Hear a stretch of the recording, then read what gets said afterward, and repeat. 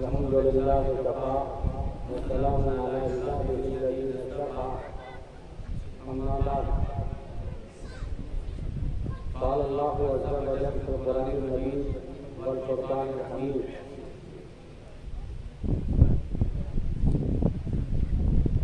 إنا نحن نزلنا الذكر وإنا له لحافظون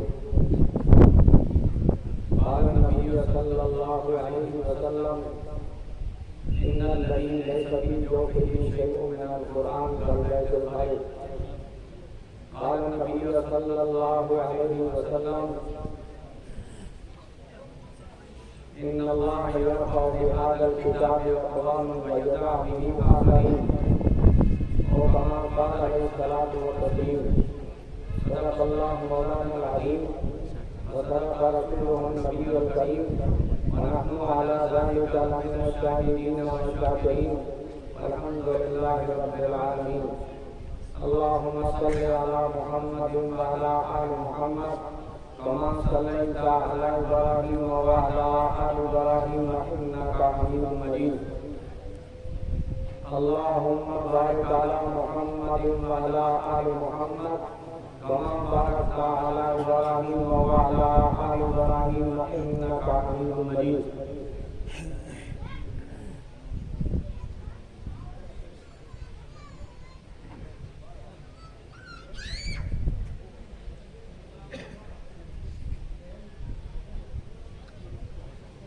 سامعین گرامی قدر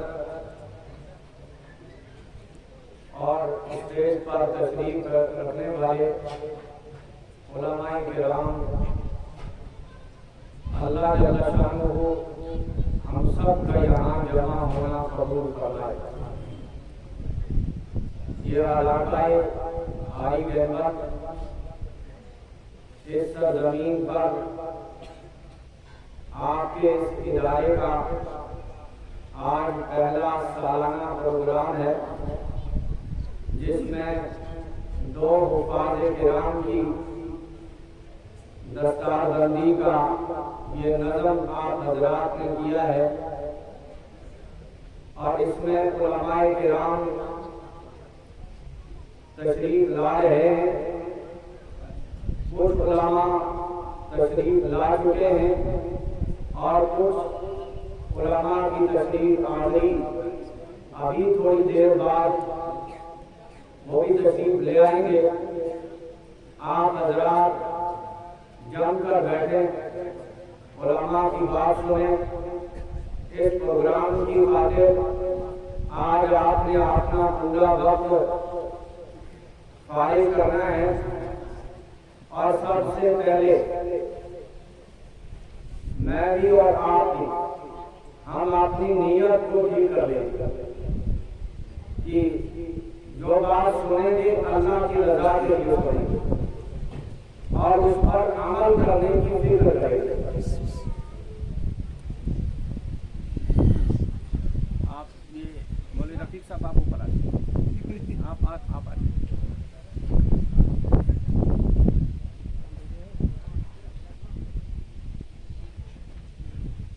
تو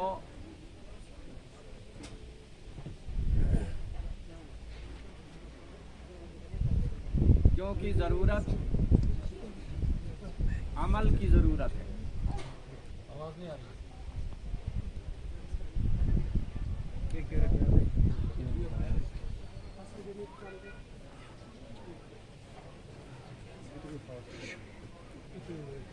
یہ بیچ میں جگہ خالی ہے، تھوڑا اور آگے آنے والوں کو بھی جگہ مل جائے گی اور آگے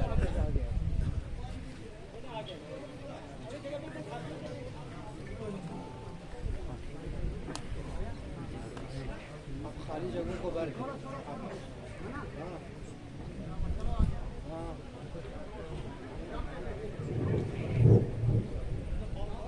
مل کر بیٹھے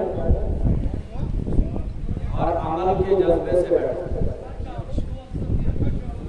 ضرورت اس وقت عمل کی.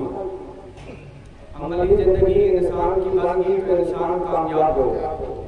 اگر عمل میں کوتاہی ہے، اس لیے حضرت رسول اکرم صلی اللہ علیہ وسلم نے اس علم علم سے پناہ مانگی. اللہم انی اعوذ بک من علم لا ینفع. میں اس علم سے پناہ مانگتا ہوں جو فائدہ نہ دے. یعنی علم اس لیے حاصل کرے کہ اس پر عمل ہو، اور جب علم کے اوپر عمل نہیں ہوتا ہے وہی علم اس کی بربادی اور تباہی کا ذریعہ بن جاتا ہے. تو علم کا معنی یہ نہیں ہے کہ ایک عالم اس نے کسی ادارے میں علم حاصل کیا ہم اس کو عالم کہیں گے. یہ تو یقینی بات ہے، اس نے اگر کسی ادارے سے سند حاصل کی ہے وہ عالم ہے. لیکن ہر انسان اس کے پاس جتنے مسائل کا علم ہے تو یہ اتنے مسائل کا عالم ہے، اور اس کو اتنے مسائل کے اوپر عمل کرنا ہے. اس کے لیے اتنا سا علم ہے، ان کے لیے اتنا بڑا علم ہے. اس کو آپ نے اس علم پہ عمل کرنا ہے، اس کو آپ نے اتنے بڑے عمل پہ علم پہ عمل کرنا ہے. اور جب انسان عملی زندگی اختیار کرتا ہے اللہ کے ہاں قبولیت حاصل کرتا ہے. جو ہمارے جتنے بھی اکابر ہیں، اسلاف ہیں، صحابہ کے بعد صحابہ کرام تو ہمارے سب سے بڑے، یعنی اس امت کا سب سے چہیتا طبقہ، اس امت کا سب سے انتہائی قابل اعتماد طبقہ وہ صحابہ کرام کا ہے. اور تمام اہل علم کے بڑے صحابہ کرام ہیں. اور صحابہ کرام رضی اللہ عنہم اجمعین، صحابہ کرام کے استاد حضرت محمد رسول اللہ صلی اللہ علیہ وسلم ہیں. کیونکہ صحابہ کے استاد اتنے عظیم ہیں اس لیے صحابہ کو بھی وہ عظمت نصیب ہوئی. کیونکہ جتنا بڑا استاد ہوتا ہے اتنے بڑے اللہ ان کو شاگرد بھی عطا کرتے ہیں. اس لیے عبداللہ بن مسعود رضی اللہ تعالی عنہ کا خطبہ مشکات شریف میں موجود ہے. اور عبداللہ بن مسعود رضی اللہ نے اس خطبے میں صحابہ کی عظمت کو، صحابہ کی جماعت کی فضیلت کو بیان فرمایا.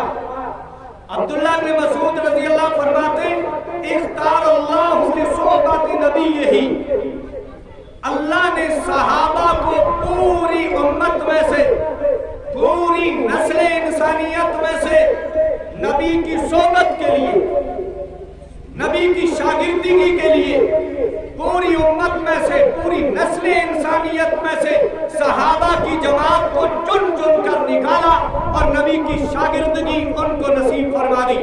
اختار اللہ لصحبت نبیہ وَلِإِقَامَةِ دِینِهِ، اور نبی کے دین کی بقا کا ذریعہ صحابہ کرام کو بنایا. آمَتُهَا عِلْمًا، وہ علم کے بڑے گہرے تھے، یعنی علم کے بحر بے کنار تھے، علم کا سمندر رکھتے تھے. علم اقلها تکلفا، اور تکلفات نام کی کوئی چیز نہیں تھی. تکلفات کہتے ہیں یعنی بڑائی ان کے اندر کچھ نہیں تھی، معمولی چیزوں پر بھی وہ اتفاق کر لیتے تھے. سادگی اتنی تھی. ایک صحابی رضی اللہ تعالیٰ عنہ ابو دردہ، سب جانتے ہیں ابو دردہ رضی اللہ عنہ. ابو دردہ کے ہاں ایک مہمان بنا. انہوں نے جو کچھ تیار تھا، ہمارے ہاں تو یہ ہوتا ہے ہمارے ہاں کوئی مہمان آ جائے تو ہم نے جو کچھ گھر میں تیار ہے وہ مہمان کے سامنے ہم رکھتے ہوئے شرم محسوس کرتے ہیں، بھئی یہ ہماری حد تک ہے، بے عزتی ہے.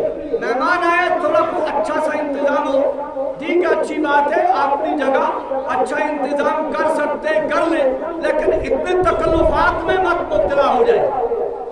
صحابہ، اس صحابی رسول نے جو کچھ تیار تھا وہ سامنے رکھ دیا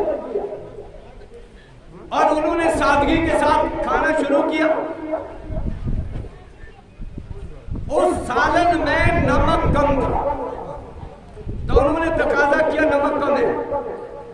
تو ان کے پاس اتنی حیثیت نہیں تھی کہ نمک خرید کے لاتے، تو انہوں نے کوئی چیز دکاندار کے ہاں گروی رکھی اور اس کے عوض میں نمک لائے.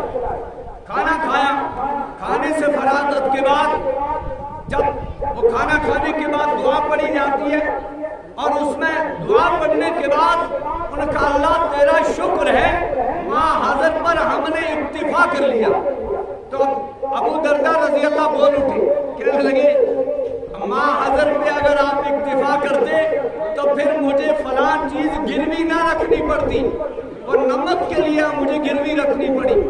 ماں حضر کے اوپر جب انسان اکتفا کرتا ہے، نمک کم ہے تو ایسی کھا لے، کچھ بھی نہیں ہے تو اسی پر اکتفا کر لے، تو تکلفات نام کی کوئی چیز نہیں تھی۔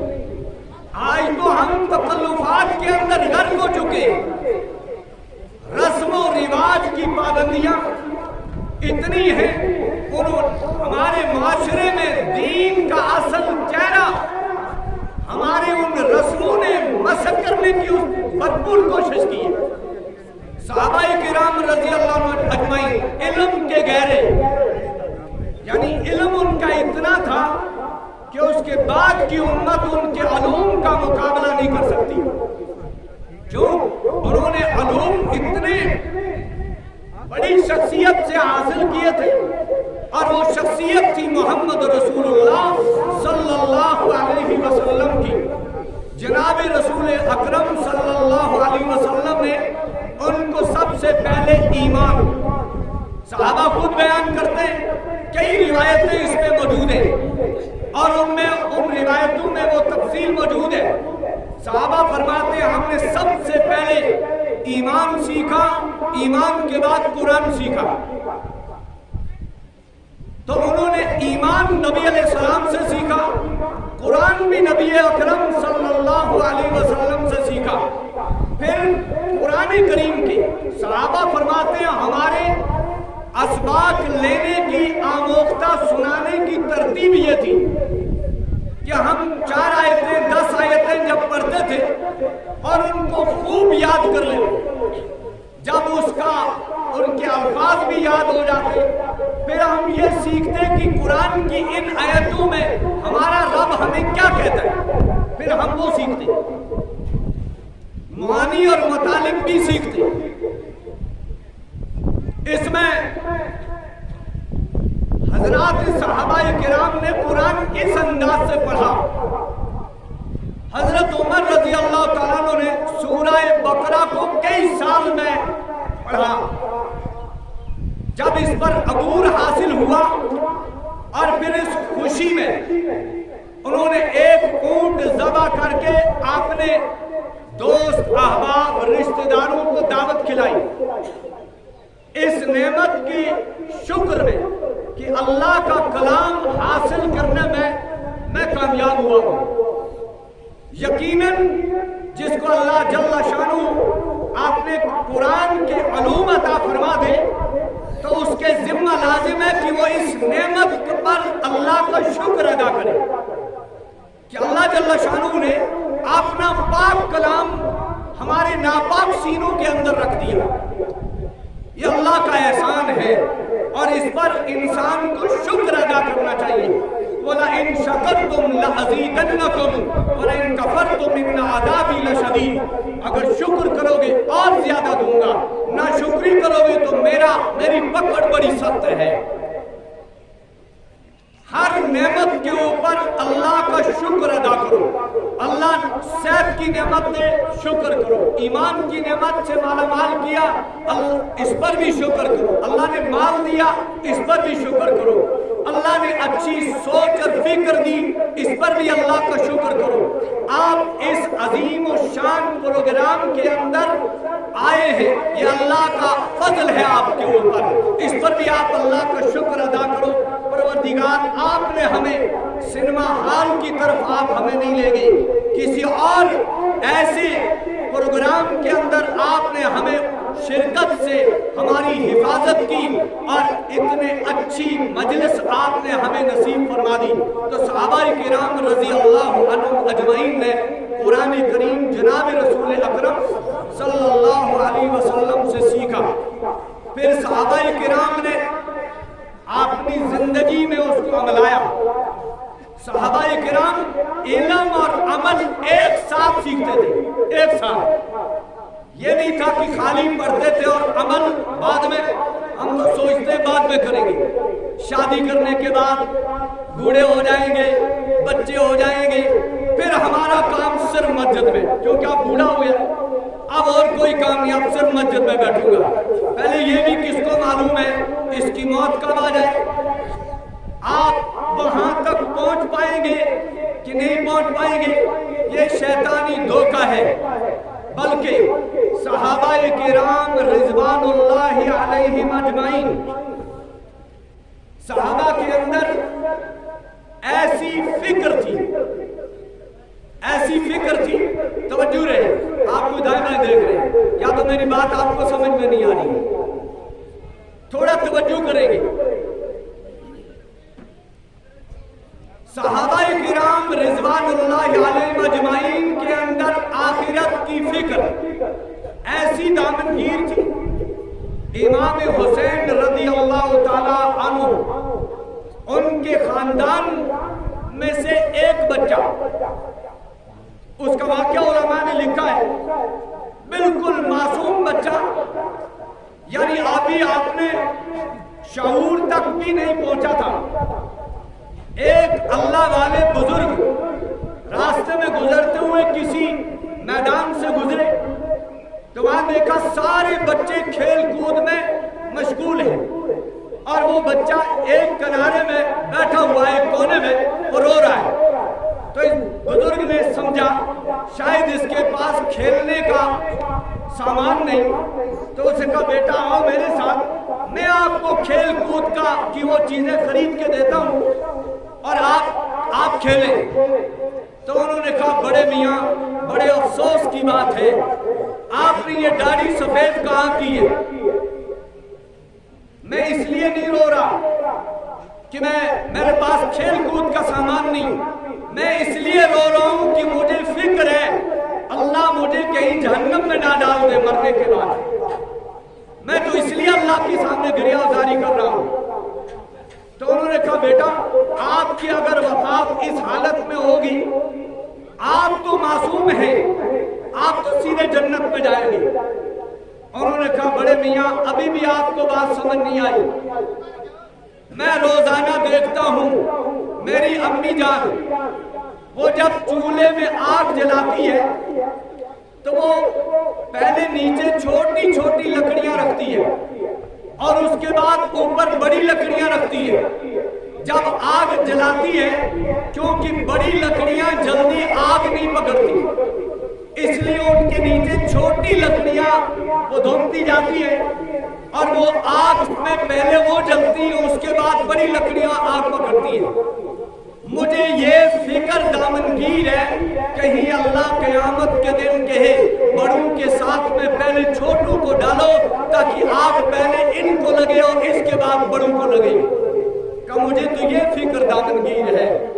یعنی ان کی اولاد کے اندر بھی آخرت کی فکر تھی اور قرآن کریم کو وہ اس لیے سیکھتے تھے کہ آپ اپنی زندگی میں وہ قرآن کے احکام کو عملائیں، قرآن کے بتائے ہوئے طریقے پر عمل کریں۔ اور حدیث پاک میں اللہ کے رسول صلی اللہ علیہ وسلم نے ارشاد فرمایا من قرأ القرآن، جو قرآن پڑھے اس کو اچھی طرح یاد کرے اور اس کے حلال کو حلال سمجھے، وحل حلالا وحرم حراما ادخلہ اللہ الجنہ، قرآن کے حلال کو حلال سمجھے، حرام کیے ہوئے کو حرام سمجھ کر اس سے بچے، اپنی عملی زندگی کو بہترین بنائے۔ اللہ کے حبیب نے فرمایا اللہ اس کو جنت میں داخل کریں گے۔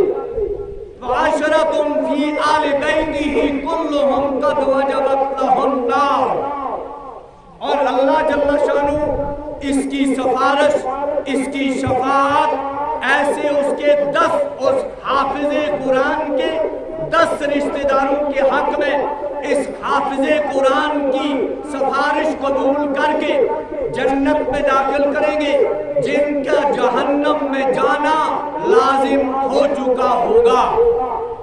اس حافظ باعمل، وہاں خالی حافظ مراد نہیں، हाफिज बामल। अभी हमारे मुफ्ती मसीहुल्लाह साहब को हदीस पढ़ के आपको सुना रहे थे कि हाफिज युकालु लिसाहिबिल कुरान, साहिब कुरान से, हाफिज कुरान से कहा जाएगा इक़रा, पढ़ता जा। जिस तरह तू बड़े लगन के साथ, बड़े लैन के साथ, बड़े मजे के साथ, बड़ी मोहब्बत के साथ, बड़ी अकीदत के साथ और बड़ी जज्बे के साथ आप अल्लाह के कुरान की तिलावत दुनिया में किया करते थे, आप जन्नत में भी कर, वही तिलावत जन्नत में भी कर। इक़रा, पढ़ता जा और चढ़ता जा, पढ़ता जा और चढ़ता जा। एक एक आयत जो ही आप मुकम्मल करोगे, एक एक दर्जा बुलंद होते जाओगे जन्नत में। गोया इसको हम गोजरी जबान में यूं कहेंगे कि तो एक आयत पढ़ ते एक मंजिल में चढ़ जा, दूजी पढ़ ते दूजी मंजिल में, तीजी पढ़ ते तीजी मंजिल में, चौथी आयत पढ़ ते चौथी मंजिल में। पढ़तो जा तो चढ़तो जा, पढ़ता जा चढ़ता जा। फ़इन्ना मंज़िलका इंद आखिरी आयतिन तक़रऊहा, तेरा ठिकाना जन्नत में वहाँ है जहां तू पढ़ते पढ़ते रुक जाएगा, वहां तेरा ठिकाना है। कुरान की कितनी आयत हैं, पढ़ता जा और चढ़ता जा, पढ़ते जाएंगे चढ़ते जाएंगे। सबसे पहला ये शर्फ इस उम्मत में असहाब रसूल को नसीब होगा, सहाबियात को नसीब होगा। फिर उसके बाद के उम्मत के जितने भी कुरान पढ़ने वाले, कुरान सुनने वाले, कुरान सीखने वाले, कुरान पर अमल करने वाले, अल्लाह उनको वो सआदतें नसीब करते जाएंगे, वो पढ़ते जाएंगे और चढ़ते जाएंगे। कई लोगों ने अपनी जिंदगियां कुरान के पर, सारी जिंदगी खर्च की कुरान पर, कुरान की खिदमत पर, कुरान की हिफ्ज करने पर, कुरान के पढ़ाने पर, कुरान के पढ़ने में, कुरान के सीखने में, कुरान के सिखाने में। पढ़ा लिखा तबका है, यहाँ उलमा तशरीफ फरमाए। मुस्लिम शरीफ हदीस पाक की एक बहुत ही मोतबर तरीन किताब है। उलमा का ये फैसला है, असहुल कुतुब बाद किताबिल्लाह, अल्लाह की किताब के बाद जो किताब है वो बुखारी का दर्जा है। बाद उलमा ने मुस्लिम को भी इसमें शामिल किया है। मुस्लिम शरीफ उसके सफा नंबर 10 के हाशिये में वो वाक़या दर्ज है।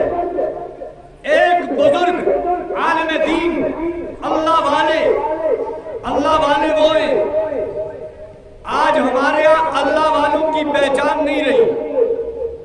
माफ कीजिए, हम जो रोड पे फिरता है ना,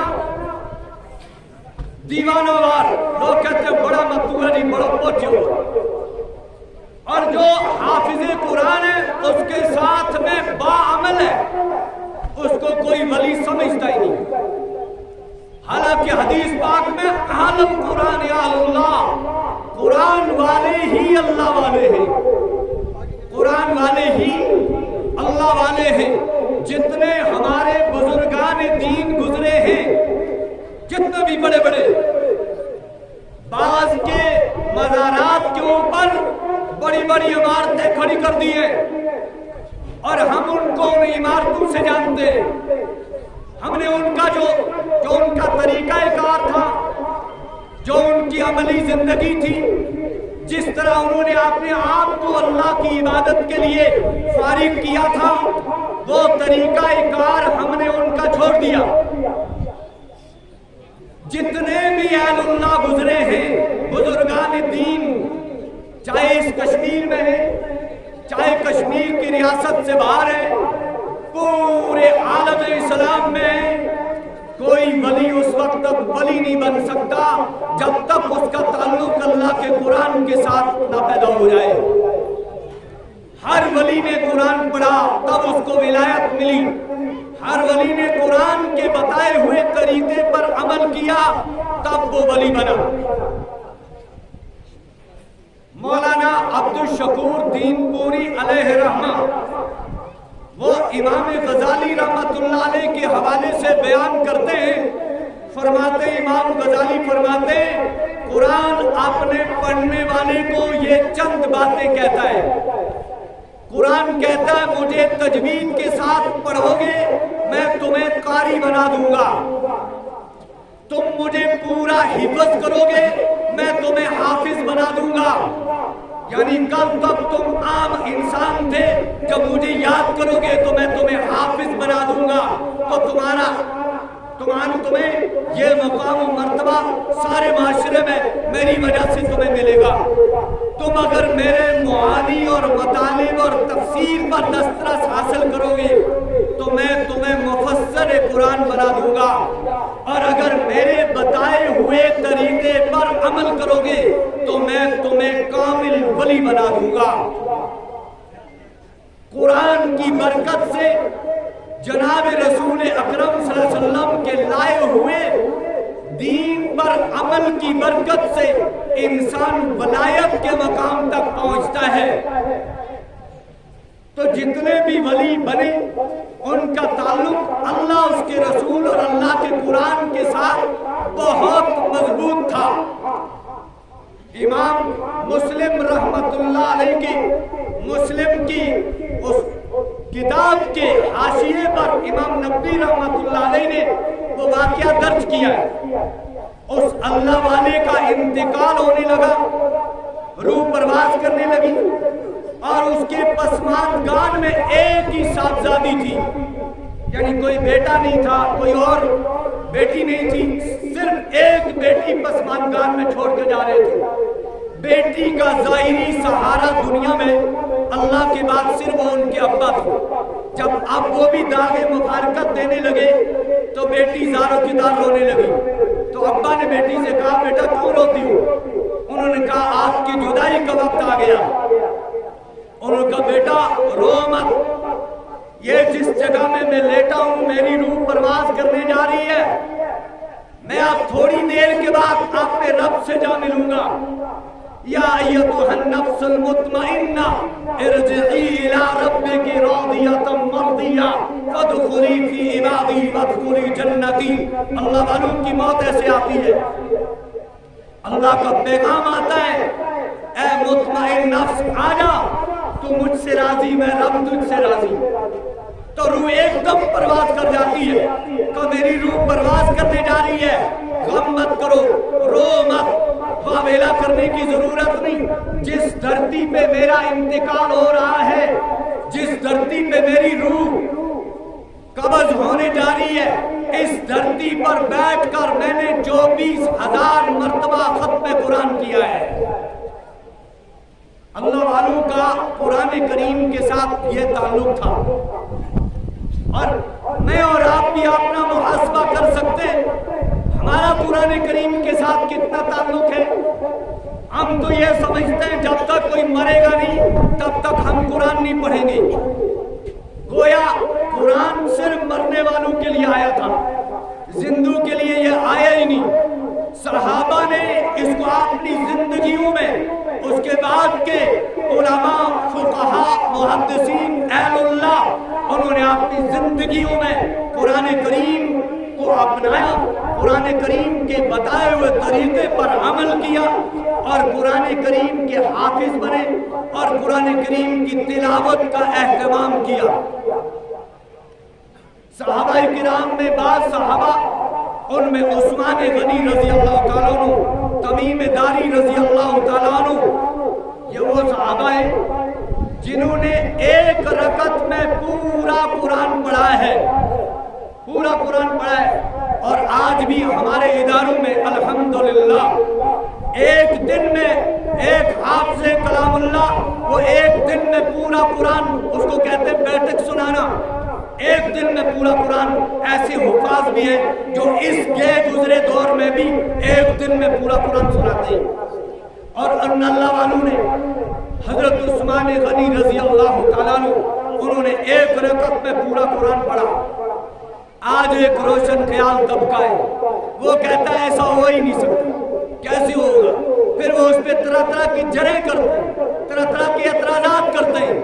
وہ صحابہ کے مقام سے ناواقف ہیں، وہ صحابہ کی عظمت سے ناواقف ہیں، وہ صحابہ کرام کے اس طبقے کی خصوصیات سے ناواقف ہیں، اور وہ یہ نہیں سمجھتے کہ اللہ والوں کے وقت کے اندر اللہ برکت رکھ دیتے ہیں. جو برکت اللہ والوں کے اوقات میں ہوتی ہے وہ برکت میرے اور آپ کے اوقات میں نہیں ہوتی. صحابہ کرام رضوان اللہ علیہم اجمعین، صحابہ کرام، صحابہ کے زمانے میں کتنے حفاظ تیار ہوئے. میں نے یہ بات ایک ایسی جگہ میں کہی جہاں موقع تھا وہ بات کہنے کا اور کہنی چاہیے تھی، اور میں نے کہی. پولیس کنٹرول روم، وہاں پر آگے بڑے بڑے سٹار والے آفیسر سامنے بیٹھے تھے. میں نے ان سے کہا حضرت عمر فاروق رضی اللہ تعالیٰ عنہ کے زمانے میں، یعنی پولیس کا یہ محکمہ، پولیس ڈپارٹمنٹ، اس کی شروعات ہوئی، اور پھر حضرت عمر رضی اللہ تعالیٰ عنہ نے اس محکمے کی نگرانی کی، اور رمضان المبارک، عمر ابن الخطاب کے زمانے میں رمضان المبارک کی آمد تھی. مناظر حسن گیلانی رحمت اللہ علیہ تحریر کرتے ہیں، فرماتے ہیں حضرت عمر رضی اللہ تعالیٰ عنہ نے خط لکھا ایک پولیس کیمپ میں، وہاں کے سربراہ کو خط لکھا کہ رمضان آ رہا ہے، آپ کے اس پولیس کیمپ کے اندر کتنے حفاظ ہیں ہمیں دے دیے جائیں تاکہ ہم ان کو اسلامی بلاد کے اندر دائیں بائیں بھیج دیں اور وہ لوگوں کو تراویح پڑھائیں. پھر لکھا ہے وہاں سے جوابی خط جب آیا تو اس نے واپس رپورٹ بھیجی، ہمارے اس چھوٹے سے کیمپ میں 300 پولیس والے آپ سے کلام اللہ ہے. میں نے کہا پولیس والوں، آج آپ کو رشوت خوری کے نام سے لوگ جانتے ہیں، حالانکہ سارے ایسے نہیں ہوتے. بہت سارے اس آج کے دور میں بھی بہت سارے تہجد گزار ہیں، بہت سارے صوم و صلات کے پابند ہیں، بہت سارے قرآن کریم کی تلاوت کے پابند ہیں، لیکن اکثریت وہ نہیں رہی. اور مولوی آج لوگ یہ سمجھتے ہیں شاید قرآن کا تعلق صرف مولوی کے ساتھ ہے، قرآن کا تعلق صرف ان دینی اداروں کے ساتھ ہے. نہیں، قرآن ہر گھر کی زینت بن جائے، ہر گھر کی زینت بن جائے، ہر مسلمان کے سینے کا زیور بن جائے اور سینے کا نور بن جائے. ہر گھر میں اللہ کا قرآن ہو، ہر مرد اور عورت کے سینے میں اللہ کا قرآن ہو. اللہ کے حبیب صلی اللہ علیہ وسلم نے ایک حدیث کے اندر فرمایا ہر شے کا ایک دل ہوا کرتا ہے، قرآن کریم کا دل سورہ یاسین شریف ہے. اور حضور نے فرمایا میری تمنا ہے، محمد رسول اللہ صلی اللہ علیہ وسلم تمنا کر رہے ہیں، میری تمنا ہے قرآن کا دل میرے ہر امتی کے دل میں آ جائے. لائیں گے انشاءاللہ، یعنی سورہ یاسین شریف حفظ کرے گا تب. ذرا ہاتھ اٹھا کے کوشش کریں گے انشاءاللہ کہ ہر دل کے اندر سورہ یاسین شریف آ جائے. کچھ لوگ ہاتھ اٹھانے میں بھی جھجک محسوس کرتے ہیں، ان کو ایسے لگتا ہے جیسے ابھی بارڈر پہ جا رہے گولیاں چلنے والی ہیں اور وہاں ہمیں شاید منہ میں ہمیں دیا جا رہا ہے. نہیں، عزم کرو، عزم، اللہ کی مدد آ جائے گی، اللہ کی مدد آ جائے گی. سیکھنے کی ہمت کریں گے. لوگ کہتے ہیں ہمارا ذہن موٹا ہو گیا، اب ہم نہیں سیکھ سکتے. وہ پہلے آپ تو وہ فن ہی ختم ہو گیا. ممکن ہے کہیں ہو 2 فن ختم ہو گئی ہمارے معاشرے میں سے. ایک فن تھا قالین بننے کا، قالین بنانا. بعض ہفتہ اس کے بہت سارے گھروں میں وہ قالین بنائی جاتی تھی اور قالین بنانے والوں کے سامنے ایک پرچی لگی ہوتی ہے اور اس کے اوپر کالی لکیریں ہوتی ہیں اور وہ قالین بنانے والے اس کو پڑھتے ہیں باضابطہ. وہ میں کہتا ہوں اگر ایک بہت بڑا عالم آ جائے وہ بھی نہیں پڑھ پائے، کیوں؟ جب تک اس کو سیکھیں گے نہیں تب تک وہ اس کو نہیں پڑھ سکتا ہے. لیکن قالین بنانے والوں نے وہ فن سیکھ لیا. اللہ کا قرآن تو بہت آسان ہے. جب آپ کوشش کریں گے، جب آپ محنت کریں گے، جب آپ عزم لے کر اٹھیں گے تو انشاءاللہ اللہ کی مدد ضرور آئے گی. اللہ قرآن کریم میں فرماتے ہیں وَلَقَدْ يَسَّرْنَا الْقُرْآنَ لِلذِّكْرِ فَهَلْ مِن مُدَّكِرٍ. میں نے قرآن کو بہت آسان کر دیا ہے کوئی نصیحت حاصل کرنے والا؟ اس کو پڑھنا بھی آسان، اس کو سیکھنا بھی آسان اور اس سے نصیحت حاصل کرنا بھی آسان. اللہ نے اس کو آسان کیا ہے. اجمی قرآن پڑھنے پر اچھی قدرت رکھتے ہیں، یہ اللہ کا احسان ہے. جب آپ عزم کریں گے تو انشاءاللہ قرآن آپ کے سینے میں بھی، آپ کے گھر میں بھی داخل ہوگا. اور قرآن کریم ضرورت اس بات کی ہے ہم قرآن کریم کو پڑھیں. اپنے بچوں کو پڑھائیں، اپنی بچیوں کو پڑھائیں. ہم تو جہیز کا ایک انبار دیتے ہیں، برتن دیتے، گیس چولہا دیتے، گیس کی مٹی دی جاتی ہے، بیڈ دیتے، بستر دیتے، تکیے دیتے اور واشنگ مشین دی جاتی ہے، فریج دی جاتی ہے، نہ معلوم کتنے وہ اسباب دیے جاتے ہیں. یہ سارے دنیاوی زندگی کے اسباب ہیں. آپ نے اپنی بچی کو آخرت کے لیے کیا دیا؟ اگر اس کا تعلق قرآن کریم کے ساتھ ہوتا تو پھر کوئی باپ کہتا وہ جہیز میں بعد میں دوں گا، لیکن میں اپنی بچی کو قرآن کریم کا تحفہ دوں گا کہ میری بچی کا تعلق قرآن کریم کے ساتھ ہے. قرآن قبر میں بھی کام آئے گا، حشر میں بھی کام آئے گا، آخرت میں بھی کام آئے گا، دنیا میں بھی کام آئے گا. قرآن کریم کے ساتھ ضرورت اس بات کی ہے کہ ان مدارس سے آپ یہ سبق لے کر چلیں. یہ مدارس کے پروگرام اس لیے ہوتے ہیں کہ عوام کے اندر یہ تبلیغ لگے، عوام کے اندر یہ ترغیب لگے عوام کو کہ عوام گھروں کے اندر آپ نے امام کی قدر کرو، امام کے ساتھ بدسلوکی مت کرو. ایک بالکل جاہل ان پڑھ وہ حکمرانی کرتا ہے محلے کے امام پر اور امام کو سمجھتے ہیں پرلے درجے کا بیکار آدمی. یہ امام، اس امام کی قدر کرو، اس کے بعد جو علم ہے اس کی قدر کرو اور اس امام سے فائدہ اٹھاؤ. اپنے بچوں کو قرآن پڑھاؤ، کلمہ پڑھاؤ، نماز سکھاؤ اور نماز سکھاؤ. یہ امام سے فائدہ اٹھاؤ. امام آئمہ کو بہت ان کی بات نہ قدری ہوئی. یہی وجہ ہے کہ آج مار کھا رہے ہیں، پٹائی جو ہو رہی ہے یہ اس دین کی ناقدری اور آئمہ کی ناقدری. اورنگزیب عالمگیر رحمت اللہ علیہ وہ اتنے بڑے حکمران تھے، بادشاہ وقت تھے. اس وقت میں پورا بر صغیر، اس کے بعد میں 5 ملک بنے اور اس وقت یہ ایک ہی ملک تھا، اس پر ان کی حکمرانی تھی. اتنا بڑا حکمران، مجھے اس وقت وہ تعداد یاد نہیں، مجھے تھوڑا متشابہ لگ رہا ہے. مناظر حسن گیلانی علیہ رحمہ نے لکھا ہے 12,000 لکھا ہے یا 1200 کی تعداد لکھی ہے کہ یہ 12,000 احادیث کے حافظ تھے اورنگزیب عالمگیر رحمت اللہ علیہ. اور اہل علم کی مجالس ہوتی تھی. ان کے زمانے میں علماء کی ناقدری ہوئی.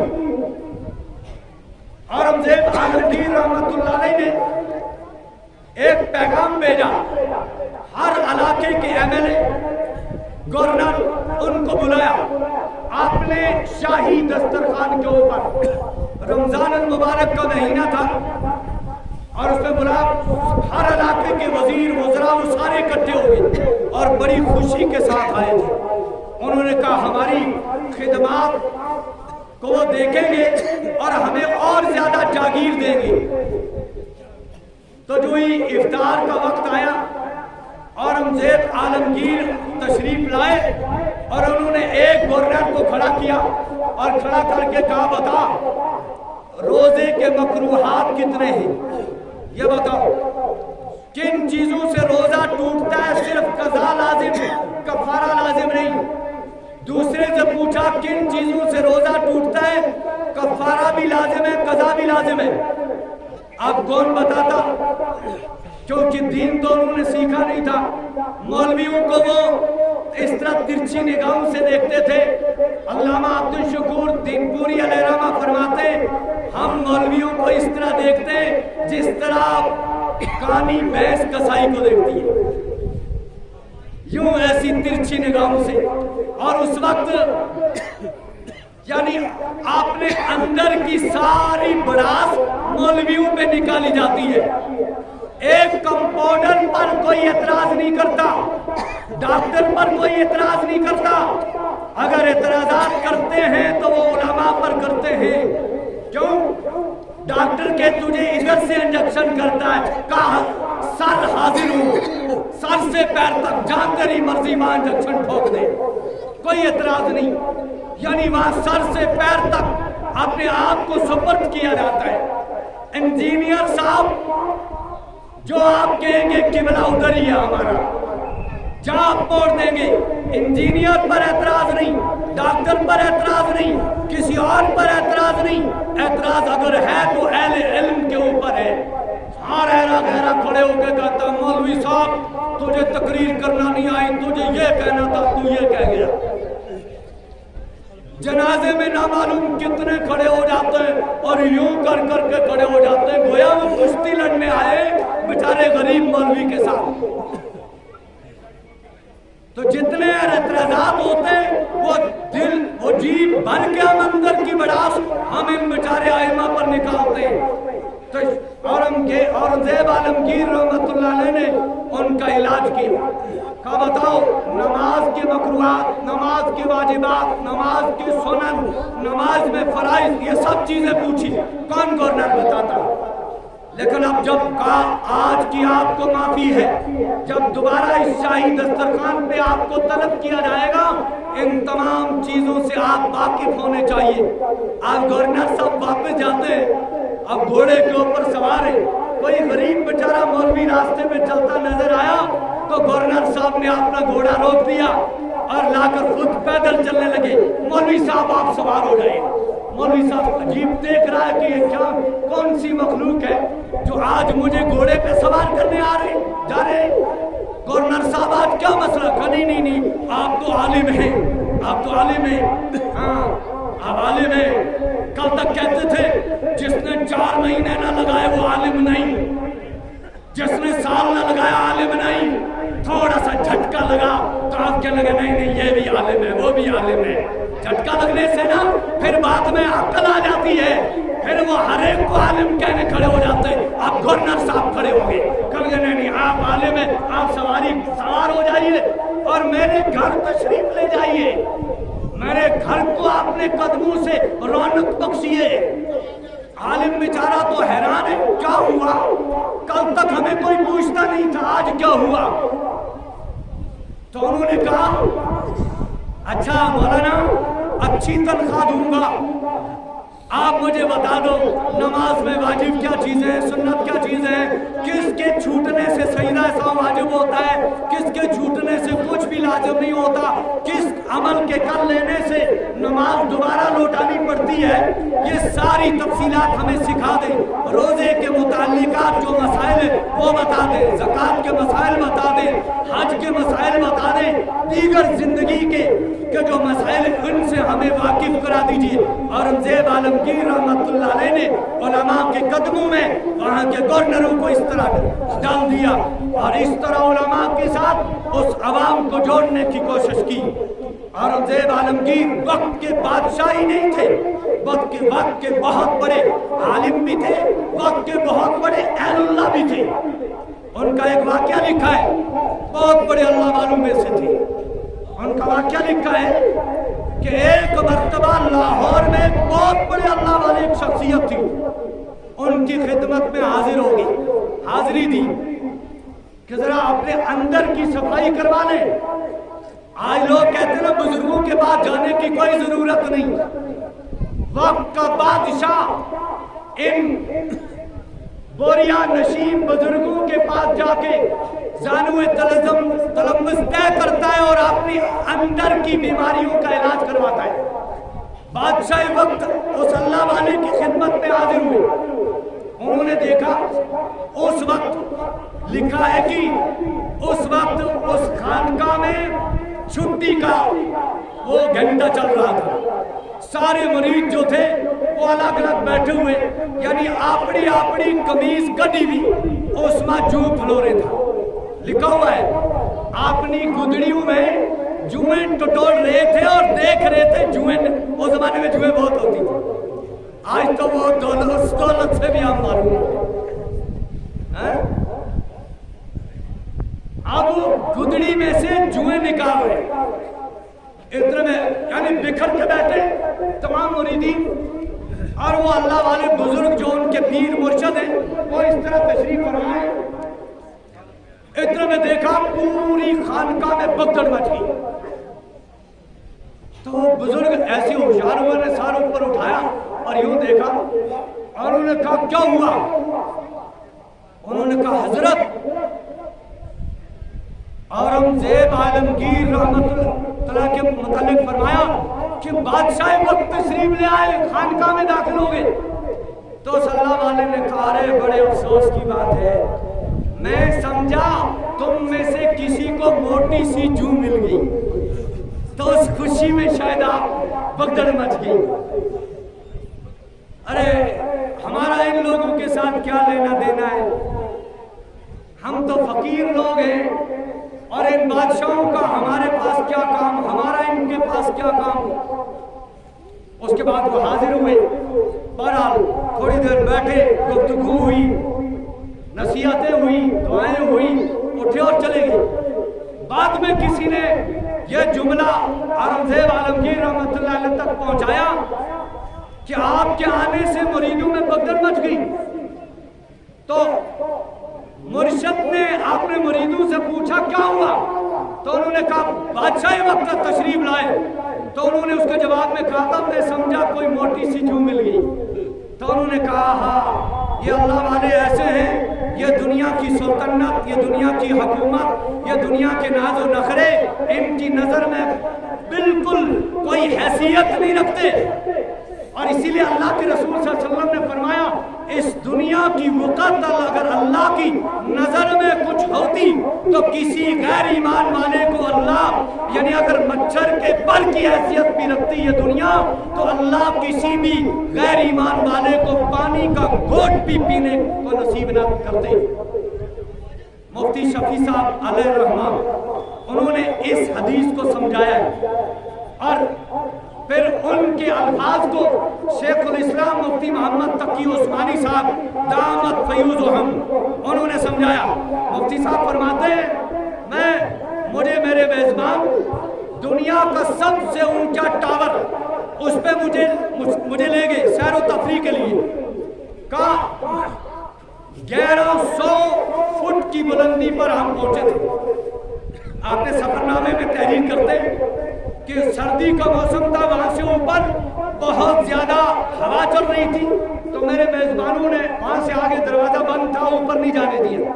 काम ने 1100 फुट की बुलंदी से जब नीचे नजर डाली तो हमें यानी ये मकानात, सड़कें, ये चलती हुई गाड़ियां ऐसे लगी जैसे मक्खियां उड़ रही हैं और रोड हमें यूं नजर आती जैसे काफी के ऊपर लकीर लगी हुई है और ये मकानात छोटे छोटे यानी तिनकों की नजर में नजर आ रहे थे।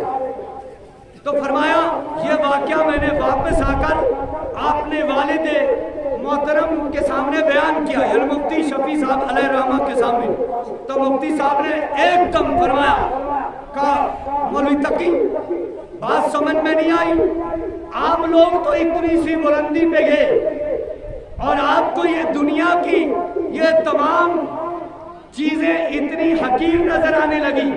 यानी आज लोग अपने मकान पर फख्र करते, अपनी गाड़ी पर फख्र करते, अपनी दौलत पर फख्र करते, अपने ओहदे पर फख्र करते, अपनी प्रॉपर्टी के ऊपर फख्र करते हो और इतनी सी बुलंदी पे तब आप पहुंचे और आपको ये सारी दुनिया की चीजें हकीर नजर आने लगी। क्या ख्याल है आपका जनाब मोहम्मद रसूलुल्लाह सल्लल्लाहु अलैहि वसल्लम के मुताल्लिक कि अल्लाह के रसूल सल्लल्लाहु अलैहि वसल्लम जब मेराज पे तशरीफ ले गए, वो इतनी सी बुलंदी पे नहीं गए, वो आसमान अव्वल पे नहीं, दोम पे नहीं, सोम पे नहीं, सातों आसमानों से आगे जाने के बाद फिर वापस आकर अगर इस धरती पर ऐलान कर दें ये दुनिया अल्लाह की नजर में मच्छर के पर की हैसियत भी नहीं रखती, तो इसमें क्या बाईद हो सकती है। इसके मानने में जब तुम इतनी बुलंदी पे गए, तुम्हें ये दुनिया इतनी हकीर नजर आने लगी, अल्लाह के हबीब इतने बुलंदी पे गए और वापस आकर ये ऐलान किया, लेकिन लोगों के हलक से ये बात नहीं उतरी और लोग इसी को समझते हैं सारा फख्र। हालांकि फख्र की चीज वो इल्म दीन है, फख्र की चीज उस पर अमल है और उस पर अल्लाह जल्ला शानू का शुक्र अदा करना चाहिए कि अल्लाह पाक ने मुझे कुरान का इल्म अता किया, अमल अता फरमाया। अमल की दुआ की जाए कि अल्लाह जल्ला शानू कुरान करीम के पढ़ने की तौफीक अता फरमाए, उस पर अमल की तौफीक अता फरमाए, कुरान को समझने की तौफीक अता फरमाए और कुरान जिस वास्ते से हमें मिला है उस वास्ते का लिहाज किया जाए। आज लोग, ये तो गया गुजरा दौर है, इसमें बाज नालायक औलाद अपने माँ बाप का की इज्जत नहीं करती, उनसे तो कोई तवक्को नहीं की जा सकती, लेकिन ऐसी फरमा बरदार और ऐसी साले औलाद इस गे गुजरे दौर में भी मौजूद है जो अपने माँ बाप का एहतराम करती है, जो अपने माँ बाप की खिदमत में अपनी सआदत समझती है। जब आप अपने माँ बाप की इज्जत करते हैं तो आप पर लाजिम है कि आप सहाबाए किराम की इज्जत और उनकी तौकीर भी आपने ऊपर लाजिम कर लें, क्योंकि सहाबाए किराम फुक़हा मुहद्दिसीन बुजुर्गान दीन ये वो तबके हैं जिनसे मोहब्बत करना ईमान का हिस्सा है, जिनसे बुग़्ज़ रखना ये कुफ्र की अलामत है। सहाबाए किराम की अज़मत, सहाबा से मोहब्बत अभी यानी हमारे इस माशरे में ऐसे खतीब भी हैं, ऐसे खतीब, बात गौर से सुनो। अभी 2 रोज कबल एक साहब ने मुझे फोन किया और उन्होंने बड़े दुख के साथ एक बात पूछी। वो कहने लगे किसी जगह में कोई मजलिस थी, कोई जनाजा था, वहां पर कुछ जुम्मा पढ़ाने वाले खतीब भी थे और एक और ऐसा आदमी भी था, मैं उसको नहीं जानता हूं, लेकिन उनके एतराज़ात उन्होंने निशाना बनाया सहाबाए किराम पर तनकीद का, सहाबा पर तनकीद कर रहे थे और छोटी शख्सियात पर नहीं। उन्होंने ये कहा खिलाफत तो हजरत अली का हक था, पहले खलीफा तो हजरत अली थे, अबू बकर उमर उस्मान ने छीन ली खिलाफत। ये शिया कहा करते थे, हमारे सुन्नी जाहिल खतीब भी अब शियों की बोली बोलने लगे।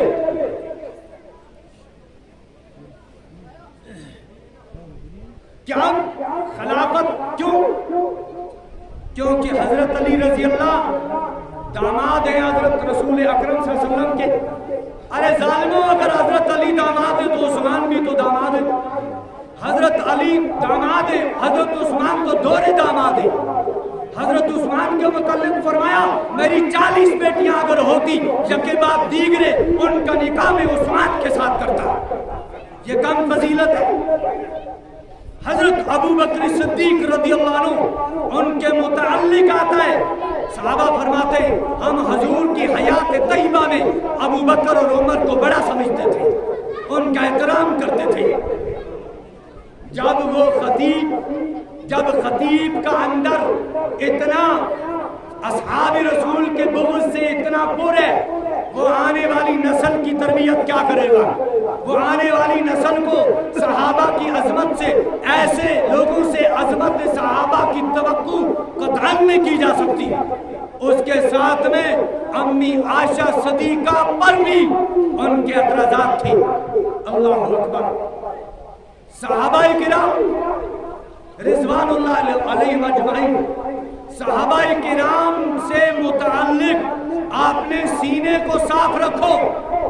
اللہ کے رسول نے فرمایا من فبحبی احبہ, جو صحابہ سے محبت کرتا ہے وہ نبی کی وجہ سے کرتا ہے.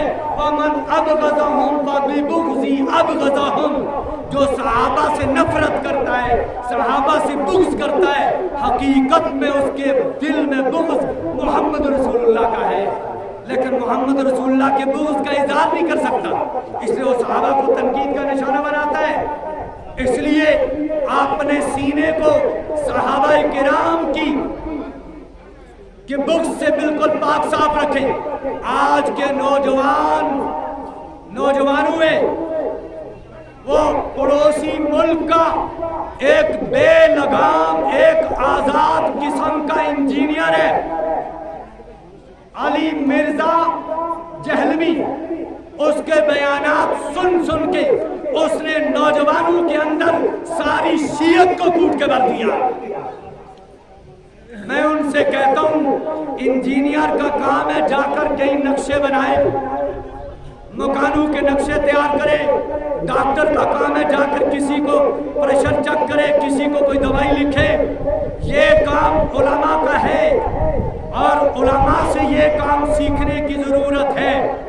دعوت و تبلیغ کا کام علماء سے سیکھیں, قرآن کریم علماء سے سیکھیں, دین کی ہر بات علماء سے سیکھیں, صحابہ کی عظمت اور محبت علماء کرام سے سیکھیں. امام ابو زرع رازی رحمۃ اللہ علیہ فرماتے ہیں جس کو دیکھو صحابہ کے خلاف وہ کچھ اول فول کہہ رہا ہے, فَعْلَمْ أَنَّهُ زَنْدِيقٌ, جان لو کہ وہ زندیق ہے, جان لو کہ وہ زندیق ہے.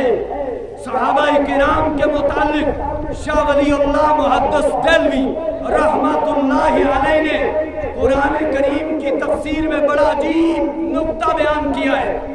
سیدنا سلیمان علیہ السلام آپ نے لاؤ لشکر کے ساتھ جا رہے, چلتے ہوئے راستے میں چیونٹیاں چل رہی ہیں, چیونٹیوں کا ایک لشکر راستے میں چل رہا ہے. اتنے میں ایک چیونٹی کھڑی ہوگی اور اس چیونٹی نے باقی چیونٹیوں سے کہا آپ اپنی بلو میں داخل ہو جاؤ جلدی جلدی, کہیں سلیمان علیہ السلام اور ان کا لشکر تمہیں اپنے پیروں کے نیچے کچل نہ ڈالے, کہیں کچل نہ ڈالے. ان کے یہاں پہنچنے سے پہلے اپنی بلو میں داخل ہو جاؤ. وَهُمْ لَا يَشْعُرُونَ لَا يَحْتِمَنَّكُمْ سُلَيْمَانُ وَجُنُودُهُ وَهُمْ لَا يَشْعُرُونَ, کہیں تمہیں سلیمان علیہ السلام اور ان کا لشکر اپنے پیروں کے نیچے روند نہ ڈالے, اس سے پہلے تم اپنی بلو میں داخل ہو جاؤ. لیکن جان بوجھ کر روندے گے نہیں. وَهُمْ لَا يَشْعُرُونَ, وہ یعنی انجانے میں ان کا پیر لگ جائے گا. شاہ ولی اللہ محدث دہلوی اس آیت کی تفسیر میں لکھتے ہیں, فرماتے ہیں کہ اور شیعوں اور صحابہ کے دشمنوں, توجہ رہے, اے صحابہ کے دشمنوں, تمہارے پاس تو اتنا بھی عقل نہیں, تم سے زیادہ عقل چیونٹی کے پاس تھا.